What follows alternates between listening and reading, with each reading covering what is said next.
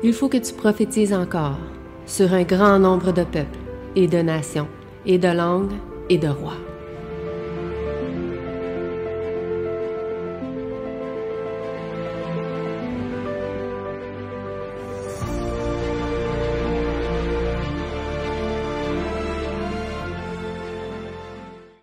Et je souhaite un bon sabbat à chacun de vous. Et je remercie le Seigneur et l'Église qui m'a donné ce privilège de parler au nom du Seigneur Jésus. Je dois vous dire que je suis béni dès le début de cette année, plus que jamais auparavant. Le Seigneur a fait descendre sur moi des grâces abondantes. J'ai voulu une sorte de réveil dans ma vie dès le début dès la fin de l'année 2023 et j'ai commencé ce réveil dès le 1er janvier. Aujourd'hui, ça fait 41 jours de prière hors des réseaux sociaux. J'écoute aucune nouvelle, aucune radio, aucune chose hors de la parole de Dieu. J'écoute la Bible audio, j'écoute les chansons, j'écoute des messages, j'ai lu ma Bible. C'est dans ça que je reste. Et même quand je marche, je fais attention, je médite sur la parole de Dieu pendant que je marche pour que mon cœur ne soit pas occupé dans d'autres choses. Et ça m'a fait tant de bien, ça m'a apporté tant de bienfaits et je me suis rendu plus proche de Dieu. C'est pourquoi je témoigne la faveur et les bienfaits de Dieu. Et mon principal sujet de prière pendant ces 41 jours, c'est pour 2 mois, mais ça fait tellement du bien, il semble que au lieu de 2 ans, 2 mois, je vais aller 2 ans. Et si ça continue à faire assez de bien au lieu de 2 ans, ce sera pour toute ma vie, rester dans la méditation. Et j'encourage l'Église à faire de même. Et c'est pour cette raison que je vais parler de la promesse du Père, deuxième version, comme j'ai parlé déjà de la promesse du Père. Juste avant de commencer le sujet, je vais vous demander de répéter quelque chose avec moi que le Seigneur m'a donné pour donner à l'Église. Juste quelques petites phrases, mais vous le répétez après moi. Et après, je vais prier pour commencer le message. Occupe-toi de mon royaume, répétez avec moi, et moi je m'occuperai de vous. Abandonne-toi entièrement entre mes mains comme un enfant, et moi je ferai tout pour toi. Car sans moi, tu ne peux rien. Tu peux tout grâce à moi. Ça, c'est la parole du Seigneur que le Seigneur envoie à chacun de vous. Occupe-toi de mon royaume et moi je m'occuperai de vous, de toi. Abandonne-toi entièrement entre mes mains comme un enfant et moi je ferai tout pour toi. Car sans moi, tu peux rien, tu peux tout grâce à moi. C'est la parole du Seigneur. Nous prions. Nous te remercions, Seigneur, pour ta grâce abondante que tu as déversée sur ton peuple et pour les projets que tu as pour ton peuple, pour les promesses que tu as faites de répandre beaucoup d'eau beaucoup de pluie sur ton église pour rafraîchir, comme nous venons de chanter, que les déserts fleurissent sous tes bienfaisantes eaux et les lieux secs reverdissent et portent des fruits nouveaux. Fais de même pour ton église. En ce jour, nous te prions au nom de Jésus, ton Fils bien-aimé. Amen. La promesse du Père, deuxième version, c'est ça que nous prêchons aujourd'hui. C'est cette parole que vous allez entendre. Et vous savez, quand je parle de la promesse du Père, c'est le Saint-Esprit que le Père a promis d'après les paroles de Jésus. Jésus a apporté cette promesse pour nous, mais c'est le Père qui a promis. Mais on en a parlé, pourquoi on a parlé encore? Mais c'est jamais trop d'entendre la parole de Dieu. Mais aujourd'hui, l'accent va être un petit peu différent.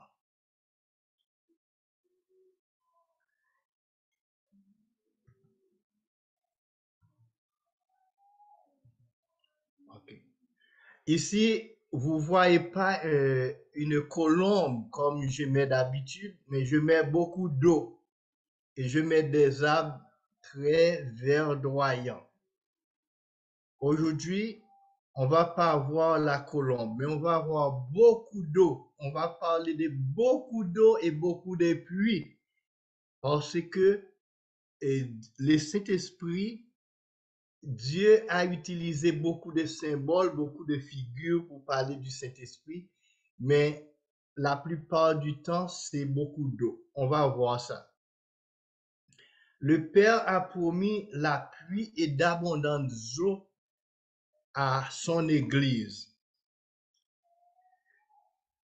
Car, d'après Ésaïe, la première promesse du Père qu'on va voir aujourd'hui, se trouve dans l'Ésaïe chapitre 43. Et j'encourage l'Église à prendre des notes si c'est possible, à marquer ces versets. Ésaïe chapitre 43, verset 3. Je ne dis pas c'est pour la première fois, c'est la première fois que Dieu a fait cette promesse, mais là, Dieu a promis beaucoup d'eau à son peuple.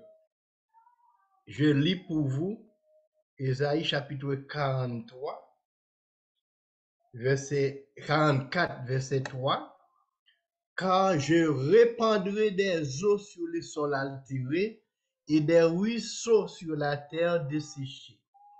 Je répandrai mon esprit sur ta race et ma bénédiction sur tes rejetons. J'ai essayé d'amener une autre version, c'est la Bible Martin. Il dit pas je répandrai sur le sol, il dit je répandrai des eaux sur celui qui est altéré et des rivières sur la terre sèche. Je répandrai mon esprit sur ta postérité et ma bénédiction sur ceux qui sortiront de toi. Louis II dit sur les sols altérés. La Bible Martin dit sur celui qui est altéré ou bien desséché. Et regarde, Bible Darby dit, je verserai de l'eau sur celui qui a soif et des ruisseaux d'eau sur la terre sèche. Je verserai mon esprit sur ta semence et ma bénédiction sur ceux qui sortent de toi. Dieu n'a pas promis à Israël la pluie ou des eaux seulement pour les adultes, pour les parents. Dieu dit, quand je le ferai pour toi, mais je vais le faire aussi sur ta race, sur ta postérité, sur ta semence, sur ceux qui sortiront de toi. Dieu a promis et pour les parents et pour les gens qui sont avancés en âge et pour les enfants. le Saint-Esprit a promis pour toutes sortes de personnes. Beaucoup d'eau Dieu a promis. Alors, des eaux, des ruisseaux, des rivières, beaucoup d'eau sur ceux qui a soif ou bien sur la terre qui est altérée. Dieu a promis de l'eau. L'ère d'une grande sécheresse spirituelle, c'est dans cette terre que nous vivons. L'Église traverse en général une sécheresse spirituelle. Comme la terre connaît la sécheresse spirituelle dans le temps d'Ésaïe. Dieu utilise dans les Saintes Écritures plusieurs métaphores, figures pour parler du baptême du Saint-Esprit. Mais les plus courants sont la pluie, les grandes eaux, le feu, la colombe, le vent. Il y en a d'autres, mais à peu près 7 images que Dieu utilise pour parler du baptême du Saint-Esprit. Gardez ça dans votre tête, dans votre esprit. Dieu parle beaucoup de pluie, des grandes eaux, beaucoup d'eau, du feu, de la colombe, du vent. C'est ces images-là. L'image la plus employée est la pluie et beaucoup d'eau. Pourquoi? Et c'est ça que nous allons utiliser, la pluie et beaucoup d'eau aujourd'hui. Pourquoi Dieu parle de beaucoup d'eau pour son Église et de la pluie? Le Saint-Esprit est aux enfants de Dieu. L'Esprit est aux enfants de Dieu, aux disciples du Christ ou bien aux chrétiens, ce que la pluie est à la terre et aux plantes. Je répète cette phrase pour vous. L'Esprit Saint est aux enfants de Dieu, ce que la pluie est à la terre et aux plantes. La même chose que la pluie fait à la terre et aux plantes, qui a permis de germer, de pousser, de grandir, de porter des fruits. La terre qui est desséchée, je ne sais pas si vous vivez de ça, si vous connaissez la terre desséchée, beaucoup de sécheresse, eh bien c'est la même chose que l'Esprit Saint fait à l'Église, la même chose que la pluie fait aux plantes et à la terre. Dans les pays où l'agriculture est rudimentaire, comme en Haïti, chez nous, et c'était comme ça en Israël au temps de Jésus, en absence de la pluie, il n'y a pas de récolte. Sans la pluie, pas de récolte. L'homme, les animaux et les plantes vivent de l'eau. On a besoin de l'eau pour tout usage et les plantes en ont besoin, la terre en a besoin. S'il n'y a pas de pluie, eh bien, il n'y a rien. C'est la sécheresse, c'est la famine, c'est la faim, c'est la misère. Même dans les pays industrialisés, quand il n'y a pas de pluie, le niveau des eaux baisse. Cela entraîne une baisse des produits agricoles, la rareté s'installe partout et les prix s'explosent dans les supermarchés. S'il n'y a pas de pluie, il n'y a pas d'eau. Même le lac va commencer par baisser car il y a un lac phréatique qui est souterrain qu'on appelle lac phréatique qui alimente les rivières. Même ça va commencer à baisser. Le réserve d'eau terrestre va baisser et finalement le lac va sécher. Et où est-ce qu'on va trouver de l'eau pour arroser les jardins? Même si les hommes ont beaucoup de technologies, mais c'est Dieu qui donne de l'eau. Si Dieu ne donne pas, il n'y en a pas. La terre ne sera pas arrosée, il n'y a pas de récolte et il n'y a pas de nourriture dans les supermarchés. La pluie est très importante et ce fut le cas en Israël à l'époque de Jésus. Jésus ne parle pas directement, au Dieu le Père ne promet pas directement le Saint-Esprit, bien qu'il a mentionné, mais il parle beaucoup d'eau parce que les gens connaissent l'importance d'eau.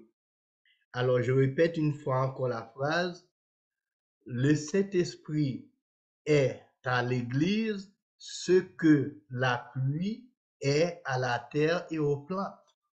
C'est la même chose que l'Esprit Saint fait à l'Église.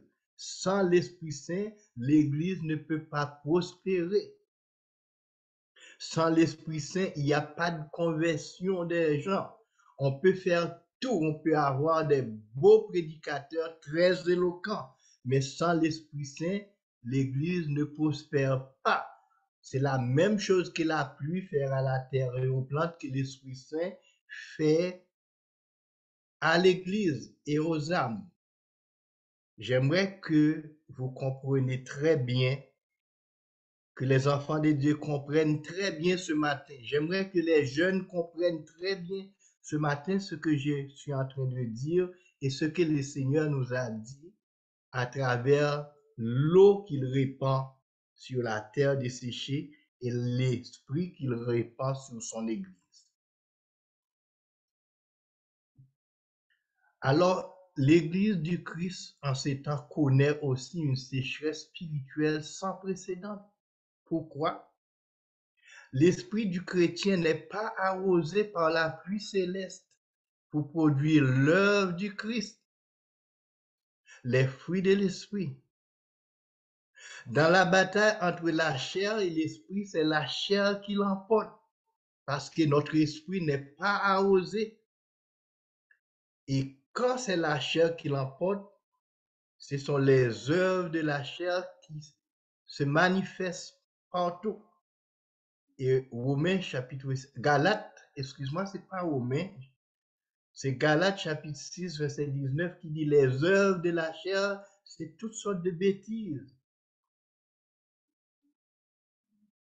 C'est la gourmandise, c'est l'adultère, la fornication, l'ivrognerie et toute autre chose que la loi reproche. Quand l'Esprit Saint n'est pas présent, c'est la chair qui se manifeste et les œuvres de la chair se produisent. C'est des choses mauvaises qu'on récolte. Gloire à Dieu ce matin, une merveilleuse promesse. Promesse de beaucoup d'eau est faite par notre Père céleste et répétée par son Fils, l'unique engendré du Père, ensuite par les prophètes et les apôtres. Prions pour que le Seigneur nous exauce et nous envoie cette promesse que Dieu nous a faite.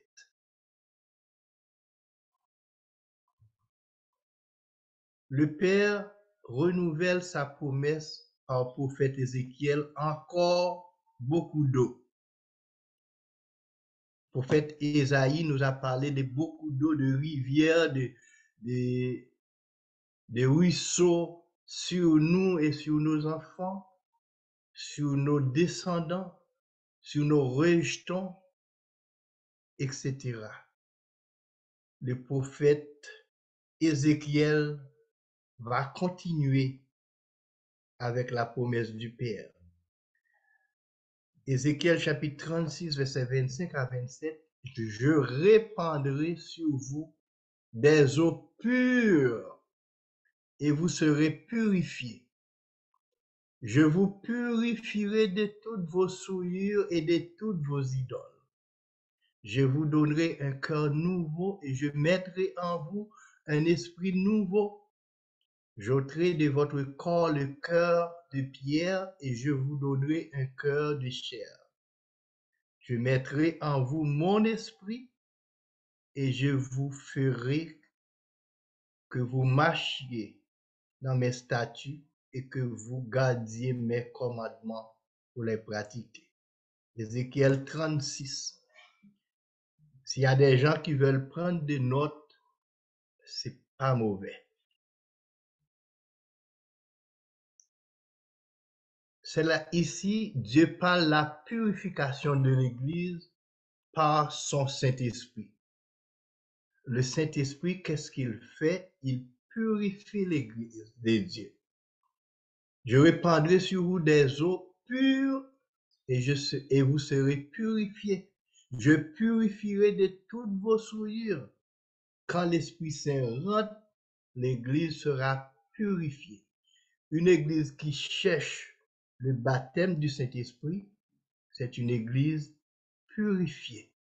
Car le Saint-Esprit demeure dans un endroit pur, dans un endroit propre. On ne peut pas recevoir ce baptême pour que vous vivez dans des souillures. Et d'ailleurs, vous devez chercher la purification de Dieu. Vous devez chercher la sanctification pour que l'Esprit Saint puisse se manifester dans votre vie. Mais Ézéchiel a parlé d'un cœur nouveau. Dieu a promis d'enlever l'ancien cœur et de nous donner un nouveau cœur.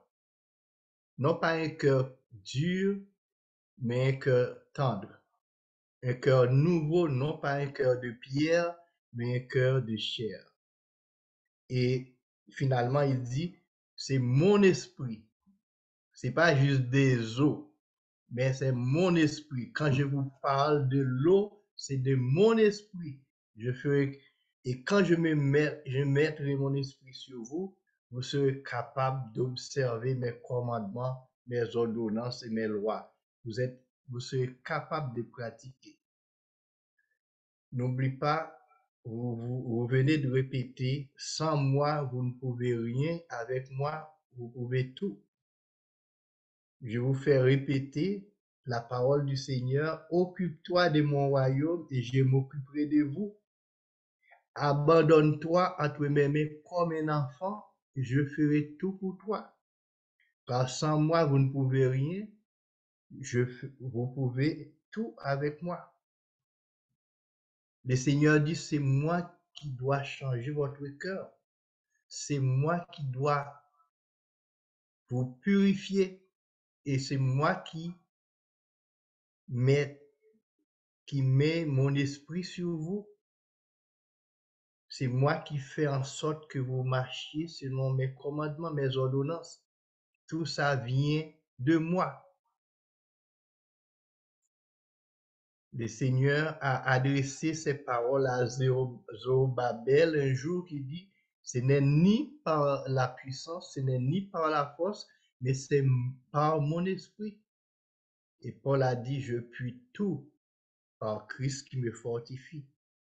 Si vous vous abandonnez entre les mains de Dieu à chercher sa promesse de Dieu, vous allez déployer moins d'efforts pour accomplir l'œuvre du Seigneur. Ce que vous êtes capable de faire en plusieurs années, vous serez capable de le réaliser dans quelques jours ou bien quelques heures, quelques minutes, car la puissance du Seigneur peut tout et sans cette puissance, vous n'êtes rien. La purification du cœur par les eaux pures du Saint-Esprit. Pourquoi le cœur? Je vais vous expliquer pourquoi c'est le cœur que le Seigneur va purifier. Parce que le cœur est la source principale de nos problèmes.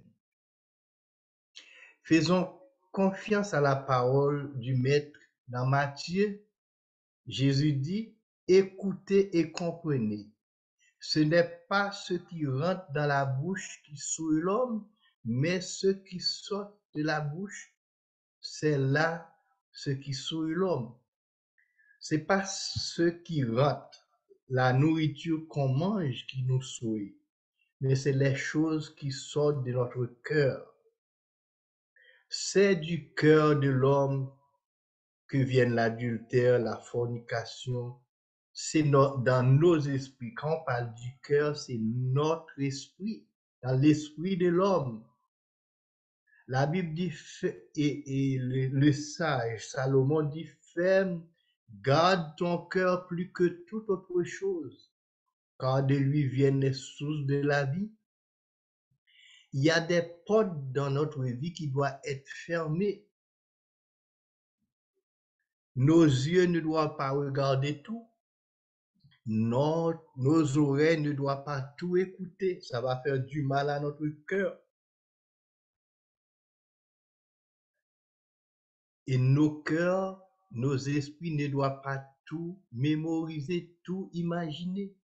Dieu a recommandé au peuple d'Israël d'écrire la parole de Dieu partout dans leur porte et quand ils sont en route, de les remémoriser, de parler à leurs enfants toujours à méditer la parole de Dieu. Seigneur, aide-moi.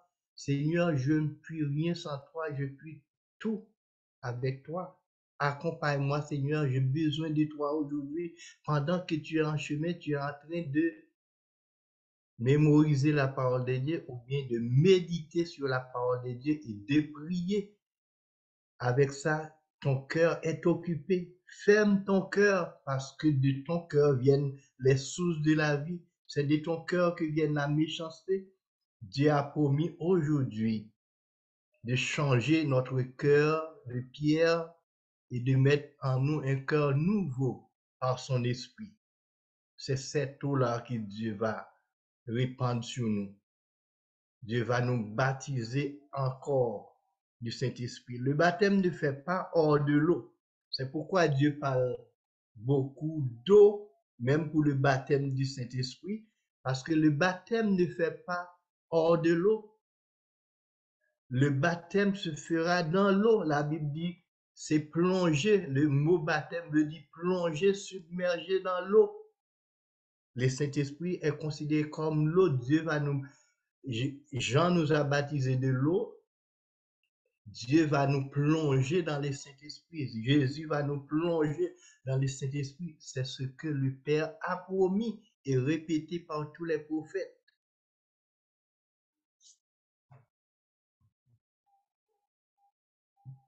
Une troisième fois, Dieu va renouveler sa promesse de l'eau, de beaucoup d'eau par le prophète Joël. N'oublie pas, première fois, c'était prophète Isaïe. Deuxièmement, c'est prophète Ézéchiel et cette fois-ci, c'est prophète Joël. Et prophète Joël a pris beaucoup de temps pour parler de l'eau, de la pluie. Il a même parlé des premières saisons, deuxième saison, parce qu'il parle de la terre. Parce que c'est ça que Israël connaît, la terre, les plantes, les jardins. Dieu a utilisé cette image naturelle à parler de la nature, parce que je viens de vous dire ce que l'Esprit Saint est à l'Église du Seigneur ou aux enfants de Dieu, ce que la pluie est à la terre et aux plantes. C'est la même chose. C'est pourquoi Dieu parle des choses qu'on connaît. Jésus a dit à Nicodème, si tu ne comprends pas, si tu ne crois pas et ne comprends pas quand je te parle des choses terrestres, comment vas-tu comprendre quand je te parle des choses célestes? Et le Père a utilisé des images terrestres pour nous parler des choses célestes aussi.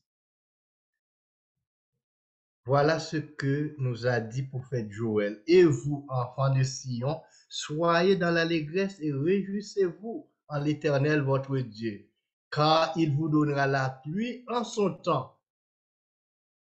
Il vous enverra la pluie de la première et de l'arrière-saison comme autrefois. Pourquoi la Bible dit comme autrefois? Il y a un temps que l'Éternel n'a pas envoyé la pluie. Et en ce moment-là, les gens comprennent ou comprenaient quelle est l'importance de la pluie. Et l'Éternel dit, je vais envoyer la pluie comme autrefois. Et qu'est-ce que la pluie va faire? Les airs se rempliront de blé et les îles regorgeront de mou et d'huile. Il va avoir beaucoup de blé, il va avoir beaucoup de mou, d'huile, il va avoir beaucoup de nourriture quand j'enverrai la pluie. Quelque chose de merveilleux va se passer. Le Seigneur a promis quelque chose ici qui est merveilleuse et c'est ça qu'il va promettre à l'Église ce matin.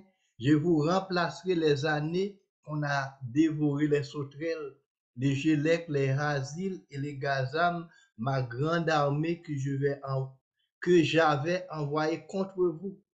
Pendant que le temps où le peuple d'Israël s'était détourné de Dieu, il n'y avait pas de pluie.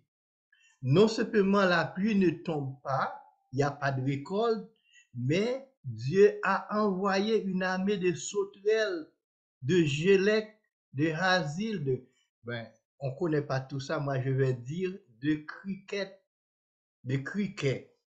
une armée de criquets et de sauterelles. On connaît ça ici au Canada, mais la Bible parle beaucoup de gélèques, de rasiles. De Gaza, ma grande armée que j'avais envoyée contre vous, Dieu a envoyé des insectes pour nuire aux Israël, pour ravager les petits jardins qu'on a sauvés. Il y a des gens qui apportent de l'eau, qui arrosent un petit coin pour qu'ils puissent trouver un peu de tomates, de carottes ou des choses. Mais il y a une grande armée qui s'est passée que le Seigneur a envoyée contre Israël, la sauterelle et les criquets, ils ont tout ravagé. Le Seigneur a promis, quand j'envoie la pluie, mais je vais remplacer ces années perdues. Je vais restaurer autant que je t'avais bouleversé, c'est autant que je vais vous bénir. C'est ce que Dieu va faire à l'Église. Les années qu'on a perdues en train d'administrer par nous-mêmes, en train de faire de grandes croisades d'évangélisation, et puis il n'y a pas des âmes qui sont gagnées. Les âmes qui sont gagnées sont parties, ils ont quitté l'Église, sont dans le monde. Le Seigneur dit, quand c'est par mon esprit, quand vous recevez mon esprit, vous faites toutes choses grâce à mon esprit, les années qui sont perdues, je vais les remplacer. Je vais les restaurer. Et puis vous serez dans l'abondance. Et vous mangerez et vous rassasierez. Et vous célébrez le nom de l'Éternel qui aura fait pour vous des grands prodiges. Et mon peuple ne sera plus jamais dans la confusion. Quelle belle promesse. J'aimerais que vous notiez pour vous-même ces promesses de Dieu pour que vous alliez les chercher vous-même dans la Bible pour les lire pendant que vous priez pour demander à Dieu d'accomplir ses promesses envers vous.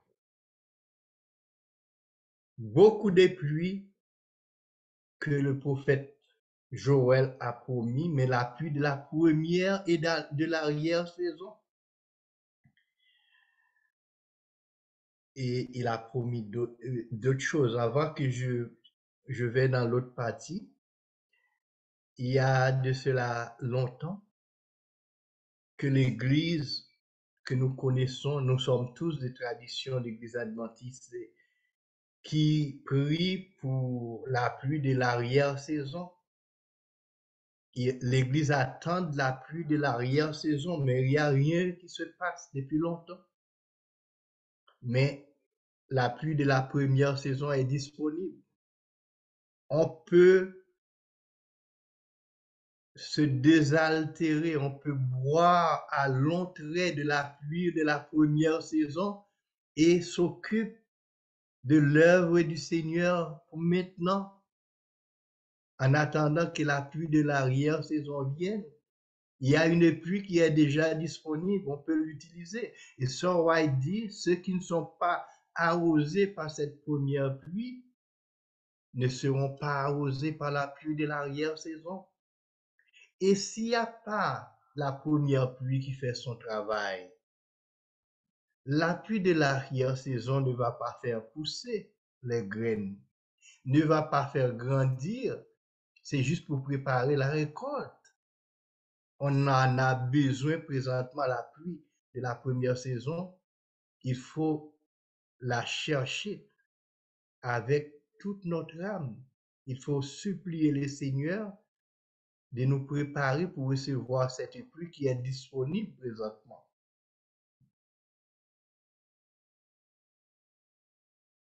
Si cette pluie est tombée, il n'y a plus de sécheresse spirituelle. Les anciens, les pasteurs n'auront pas besoin de supplier les membres pour aller donner des études bibliques, pour faire le travail du Seigneur. Il y a beaucoup de choses qu'on en a besoin.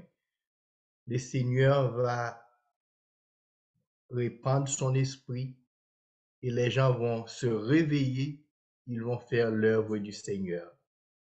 On n'aura pas besoin de les forcer.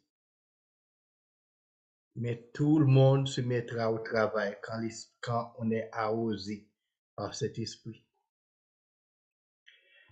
Joël continue pour dire, après cela, je répandrai de mon esprit sur toute chair, vos fils et vos filles prophétiseront, vos vieillards auront des songes et vos jeunes des visions, même sur mes serviteurs et sur mes servantes. Joël a parlé beaucoup d'eau pour les jardins, et puis après il parle de l'Esprit de Dieu que Dieu va répandre, mais il va avoir des dons que l'Esprit de Dieu va distribuer quand il répand, quand l'Esprit se répand sur l'Église du Seigneur. Quels sont ces dons? Le Père a promis que l'Esprit distribuera des ministères différents à différents groupes d'âge. Toute chair, la Bible dit sur toute chair, cela veut dire toutes les personnes à l'Église. Dieu veut déverser le Saint-Esprit, le baptême du Saint-Esprit sur tous ses enfants. Toute chair, je verserai mon esprit sur toute chair. Et qu'est-ce qui va se passer? Le Père dit, vos fils et vos filles prophétiseront. Dieu va restaurer. Dieu va envoyer dans son Église le don de prophétie dans ces derniers jours. Quand l'Église cherche la puissance, le baptême du Saint-Esprit, le don du Saint-Esprit, le don de prophétie va être à l'Église sur nos fils et nos filles. C'est le Père qui a promis toutes ces choses. Nos fils, vos fils et vos filles prophétiseront, et tout le monde va recevoir un ministère après vos fils et vos filles. Il a parlé aussi, vos vieillards auront des songes, les vieillards auront des songes. Les songes, il y en a qui n'ont pas cru, mais les songes, la plupart du temps, viennent du Seigneur. Le Seigneur peut communiquer à travers des songes, donner des messages à travers des songes. Et les jeunes gens auront des visions. Le Seigneur veut que des gens auront des visions. Dieu n'a pas promis ces choses aux pentecôtistes, aux adventistes, aux baptistes, mais sur mes serviteurs et sur mes servantes. Dès que vous êtes un serviteur, il a promis ces choses. Le don de prophétie, le don d'avoir des songes et des visions sur mes serviteurs, sur mes servantes, quand ils reçoivent mon esprit, et l'esprit va distribuer des dons. C'est ça que Jésus lui-même a repris dans 1 Corinthiens chapitre 12, les dons que l'Esprit va distribuer à l'Église. Il y a dons de prophétie.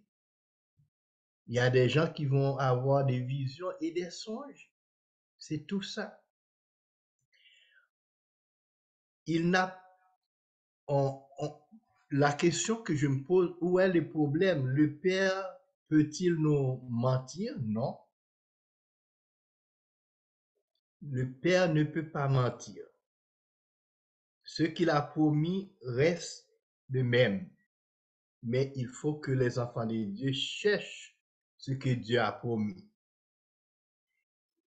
Aujourd'hui, je ne vais pas vous dire comment recevoir, comment chercher la puissance du Saint-Esprit. Je me limite à parler de cette promesse, beaucoup d'eau que Dieu est prêt à répandre sur son Église. Mais pendant cette année, je décide de parler uniquement de cette promesse de Dieu, de la puissance de Dieu, comment chercher cette puissance pour nous-mêmes et comment aider les autres à chercher cette puissance et quels sont les bienfaits de cette puissance à l'Église du Seigneur. C'est de ça que je veux parler cette année.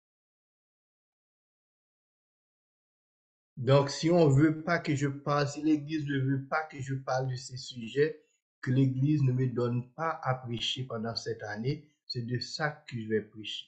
Si l'Église ne dise non, que l'Église peut seulement ne me donne pas la possibilité de prêcher. Parce que je trouve que c'est très, très important pour l'Église. Jésus, à son tour, a promis d'abondantes pluies à l'Église, puisque c'est ça que le Père a promis. Et Jésus dit, je ne parle pas de moi-même, je parle du Père. Je fais ce que le Père a fait, je promets ce que le Père a promis. Jésus était dans une fête, grande fête des Juifs à Jérusalem, le dernier jour. Alors, le prophète dit le dernier jour, mais il y a des versions qui disent au jour solennel. C'est Jean chapitre 7, verset 37 à 39. Au jour solennel où se terminait la fête, Jésus debout s'écria, le verbe c'est à haute voix. Jésus parlait à haute voix. Si quelqu'un a soif, qu'il vienne à moi et qu'il boive. Jésus reprit, si quelqu'un a soif, qu'il vienne à moi et qu'il boive. Dans la fête, une multitude s'était réunie et Jésus cria à haute voix, tous ceux qui ont soif, qu'ils viennent à moi et qu'ils boivent. S'il y a quelqu'un, est-ce qu'il n'y a pas quelqu'un ici qui a soif, qu'il vienne à moi et qu'il boive? Et il continue, celui qui croit en moi, comme dit l'Écriture, de son cœur couleront des fleuves d'eau vive. Jésus a promis des fleuves d'eau vive va couler de notre sein. Quand l'Esprit Saint est descendu, le baptême du Saint-Esprit, il n'y a plus de sécheresse spirituelle dans l'Église. Des fleuves d'eau vive va couler de la vie du peuple de Dieu. Qu'est-ce que c'est? Des fleuves d'eau vive, le fleuve Champlain va couler dans ma vie. Je serai une source pour arroser La Salle, une source pour arroser Montréal, pour arroser tout le Québec. Vous voyez ce que vous ne pouvez pas faire, le Saint-Esprit peut le faire. Chaque chrétien a des fleuves, pas même un fleuve. Jésus n'a pas dit un fleuve, il dit des fleuves. Imaginez fleuve Amazon, fleuve Mississippi, fleuve Saint-Laurent, tous les grands fleuves du monde. Jésus dit des fleuves d'eau couleront de votre sein. Vous aurez assez d'eau vive en vous pour donner, pour distribuer à tout le monde, à tout le Québec. En disant cela, ça c'est Jean qui parle. En disant cela, Jésus parlait de l'Esprit Saint qu'allait recevoir ceux qui croiraient en lui. En effet, il ne pouvait y avoir de l'Esprit puisque Jésus n'a pas encore été glorifié. C'est Jean qui ajoute ça. Mais Jésus dit tout simplement, des fleuves d'eau vive couleront du sein de ceux qui en croient en moi. Et Jésus voulait parler du Saint-Esprit comme étant beaucoup d'eau, des fleuves d'eau qui va couler de la vie. Vous serez vraiment puissant et le monde va être inondé par l'eau qui coule de toi, l'eau qui sort du trône de Dieu, qui sort de Jésus, qui passe en vous, va inonder le monde. Il va avoir une moisson d'âme abondante et l'église va être remplie. C'est pas vous qui allez remplir l'église, mais Dieu va ajouter, comme au jour de l'église primitive, Dieu va ajouter à l'église chaque jour ceux qui sont sauvés. C'est ça que l'église a besoin. Arrêtez d'être les boss de l'église. Nous allons arrêter d'être le PDG de notre vie et de l'église du Seigneur. L'administration de l'église doit être faite par l'Esprit Saint. C'est ça que Dieu a fait pour l'église primitive. Et c'est l'Esprit Saint que vous voyez. Il y a un pasteur qui dit l'acte des apôtres devait être appelé l'acte du Saint-Esprit. L'Esprit Saint a pris automatiquement la direction de l'église. Pierre a dit, c'est ce que Dieu a promis par le prophète Joël qui est accompli. Dieu a accompli sa promesse et cette promesse est encore disponible après la Pentecôte, qui était 50 jours après la résurrection. Dieu continue à répandre l'Esprit Saint sur son Église et il continue à le faire. Mais il faut que le cœur soit préparé pour le recevoir. Il faut que l'Église le cherche plus que toute autre chose. J'aimerais ajouter 2 déclarations de Jésus pour terminer le message de ce matin. 2 déclarations du Christ. Avant qu'il ne quitte le monde, Jésus a fait 2 déclarations aux disciples pour qu'ils comprennent la nécessité de chercher le Saint-Esprit. Matthieu chapitre 16, verset 7. Cependant, je vous dis la vérité, il vous est avantageux que je m'en aille, car si je ne m'en vais pas, le Consolateur ne viendra pas encore par vers vous. Si je ne m'en vais pas, le Consolateur ne viendra pas vers vous. Et ce même Jean chapitre 16, verset 12 à 14 dit, j'ai encore beaucoup de choses à vous dire, mais vous ne pouvez pas les porter maintenant. Quand le Consolateur, le Saint-Esprit va venir, il vous conduira dans toute la vérité. Il va vous dire toutes les choses que je vous ne dis pas maintenant. Parce qu'il me glorifiera, il prendra ce qui est à moi, il vous annoncera. C'est cette déclaration. Jésus dit, c'est pour votre avantage que je m'en vais. Si je ne m'en vais pas, le Consolateur ne va pas venir. Les disciples disent, non, nous t'aimons, Maître, nous t'aimons, Seigneur, nous aimerions te garder. Et parmi nous, nous voulons que tu restes avec nous. Jésus dit, c'est pour votre avantage. Si je ne m'en vais pas, le Consolateur ne va pas venir parce que Jésus était limité dans un corps. L'esprit était enfermé dans un corps. Jésus n'était jamais en Afrique, n'allait pas en Afrique. Jésus n'allait pas en Europe, Jésus n'était pas à Rome, qui était la grande puissance d'alors. Jésus n'a jamais été à Rome. Et Jésus, même à Jérusalem, c'était pas plusieurs fois qu'il était allé à Jérusalem. Jésus était très limité. Jésus veut répandre Saint-Esprit qui n'a pas de limite, qui peut être partout en même temps. Jésus dit c'est pour votre avantage. Bien que l'Esprit représente Jésus, l'Esprit c'est l'Esprit de Jésus. Jésus dit aux disciples, c'est moi-même qui va être venu par le Saint-Esprit. C'est moi-même. Mais Jésus était avec eux. Jésus dit, je serai en vous, en sorte que chacun de vous peut faire la même chose que je fais présentement.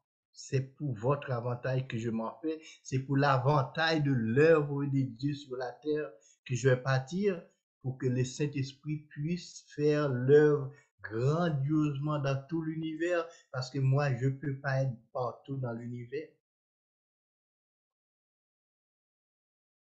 Et Jésus dit, j'ai beaucoup de choses à vous dire que vous ne pouvez pas le porter.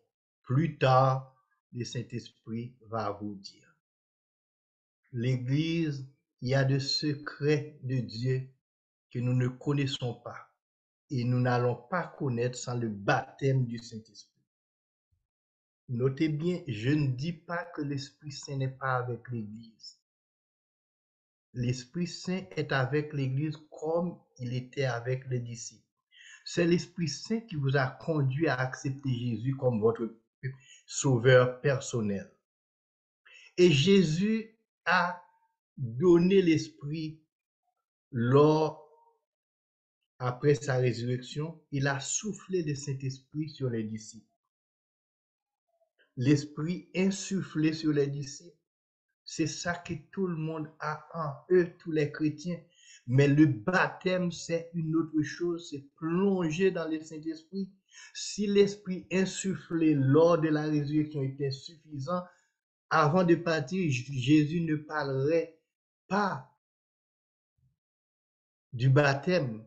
Or, lorsque Jésus doit partir, les dernières choses, la dernière rencontre qu'il a eue avec les disciples, c'est de rester à Jérusalem, d'attendre la promesse. Or, il a déjà donné l'Esprit.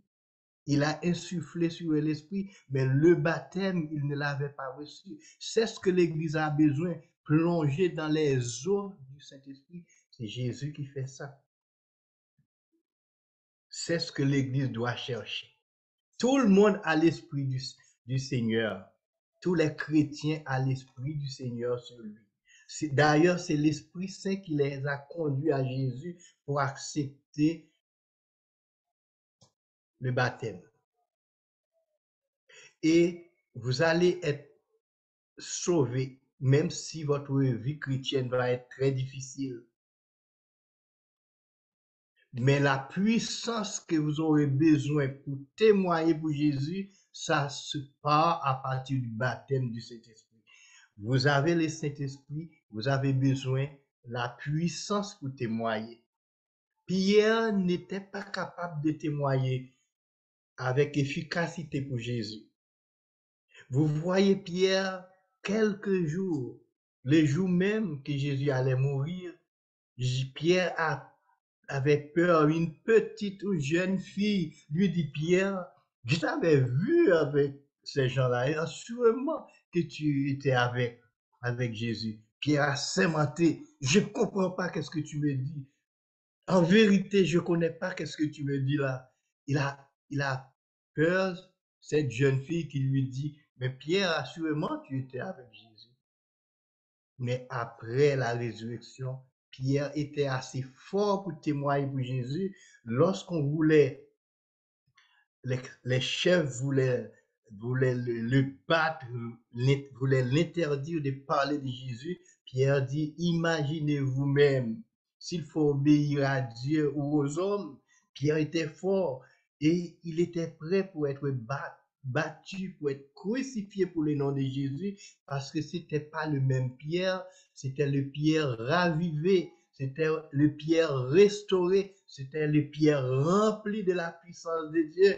Et c'est cette puissance qui a conduit l'Église primitive. Et vous voyez que le nom de Pierre est mentionné beaucoup à l'Église parce qu'il était un des apôtres qui a reçu la puissance du Saint-Esprit. Les derniers mots. Je vais vous dire les derniers mots. Je vous dis beaucoup de choses.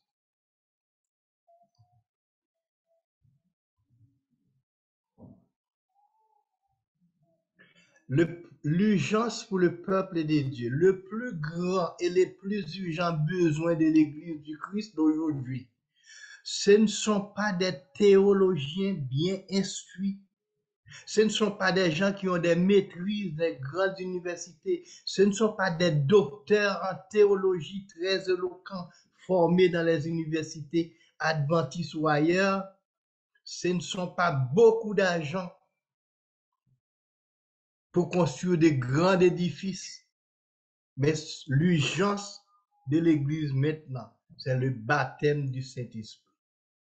Une pluie spirituelle qui doit tomber sur l'Église pour que tout le monde soit réveillé et pour qu'une personne soit capable de faire l'œuvre de Dieu dans là où il habite, même s'il est seul, il est capable de faire le travail que 100 personnes sans le Saint-Esprit ne peut pas réaliser.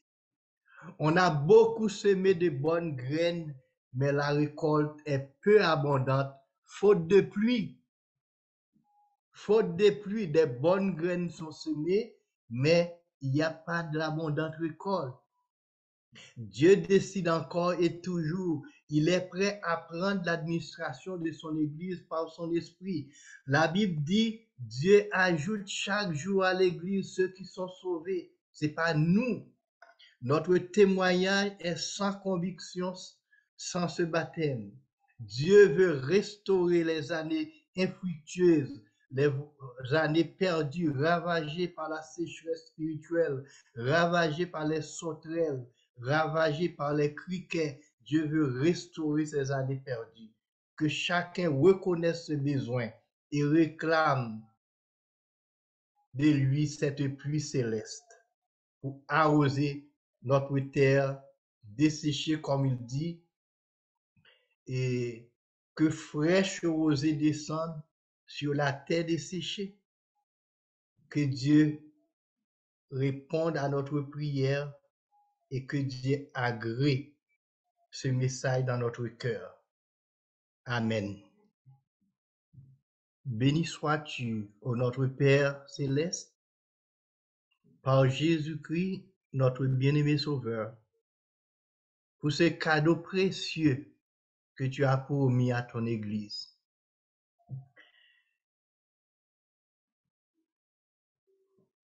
Tu veux que nous occupons les affaires de ton royaume et que toi, tu t'occupes de nous. Il y a de cela longtemps que nous prenons la décision de mener notre vie comme bon nous semble car nous sommes intelligents. Nous croyons, nous pensons que nous sommes intelligents. Nous voulons faire les choses à notre manière. Mais tu nous as rappelé que tu as une puissance disponible. Tu as de l'eau en abondance pour verser sur nous, pour que nous ne soyons pas sèches, mais remplis de l'eau du Saint-Esprit pour produire une moisson abondante. Nous l'acceptons, Seigneur. Va dans le cœur de chacun de nous. Montre-nous notre besoin. Permets que nous soyons conscients, Seigneur, de ce besoin et que toute l'Église se mette à chercher cette puissance pour lui-même et pour chacun pour lui-même et pour l'Église en collectif. Remplis-nous de ta grâce, de ta faveur. Renvoie-nous de ces lieux remplis de ta présence et que nous ne soyons plus jamais les mêmes avant d'entrer ici. Dans le nom de Jésus, ton Fils bien-aimé, nous te prions. Amen. Merci d'avoir écouté cette vidéo. Si vous désirez rejoindre l'œuvre au Québec, veuillez nous contacter par email à asjh1889 de Terrebonne @gmail.com et via Facebook à commercial asjh1889 de Terrebonne. Merci à vous et que Dieu vous bénisse.